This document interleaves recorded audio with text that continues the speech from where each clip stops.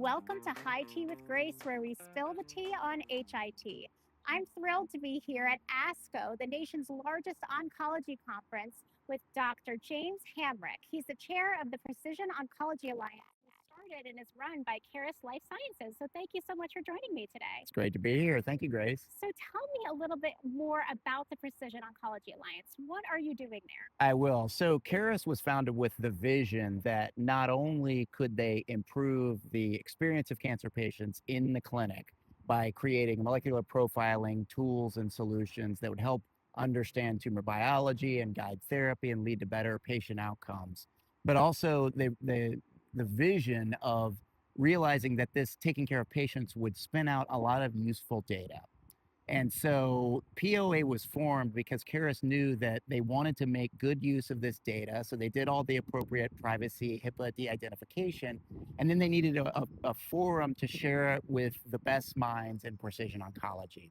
So POA was created partnering with the best cancer centers in the US to provide a mechanism for investigators to propose research projects that would use the Caris data to answer important questions in cancer care. And that's what we're doing. That is amazing. That is so inspiring to think about the collaboration happening across the world, really. So how is the POA, the Precision Oncology Alliance, showing up here at ASCO?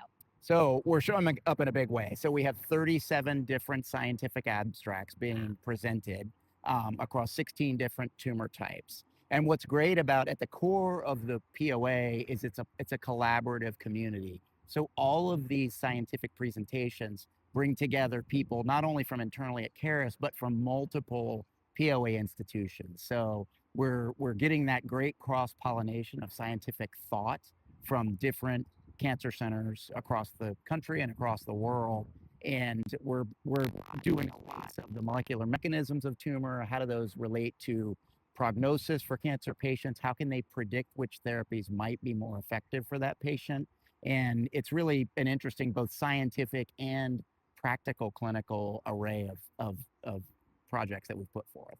That is terrific. So, in the hallways here at ASCO, there's lots of excitement and life about all of the innovation happening in the space. So what are some of the trends that you're hearing in the hallways that also relate to the work you're doing in the POA? Yeah, I think in the space that I'm in, we're thinking a lot about how not just the targeted therapies themselves, but what are the mechanistic scientific pathways at the cellular level and in the tumor microenvironment that are causing the tumor to grow, that are potentially targetable for therapies. There's a lot about combination therapies now. And so we're in the middle of all of that. So it's very exciting. I always get a big charge out of being at ASCO because there's so much good energy and you go back to your regular job inspired, when you get back home. Oh, absolutely. And we can't, not talk about AI. So Right. How is AI fitting into this puzzle piece right now? So we had a great AI talk at our POA summit yesterday where we heard from one of the leaders at Microsoft looking around the corner at what kind of functionality will be available. The reality is we're already implementing a lot of that at Caris. So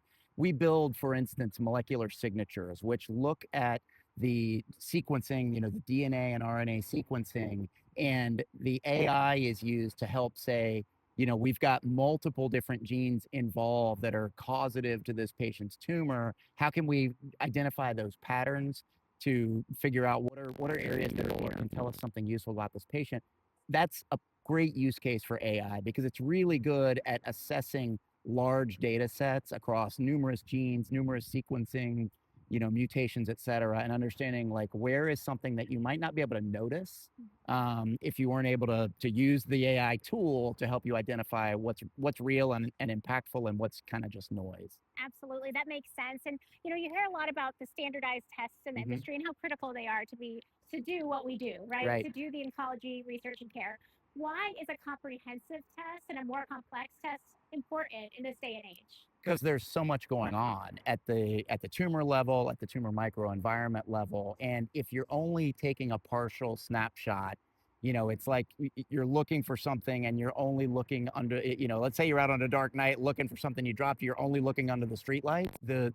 The causative lesion in the tumor biology might be somewhere in the dark. By looking at the entire landscape of the tumor, or at least looking at more of it, not just sort of the most basic abnormalities, you're increasing your chances of finding something meaningful.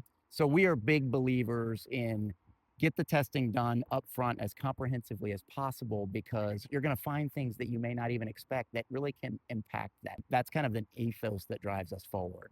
Well, thank you so much for joining me today. Great. It's a pleasure to learn from you, and thanks for all the work you're doing. Thank you for having me, Grace. And thanks to you folks for joining me too. Check out High Tea Heard in the Halls for more great interviews with guests like this today.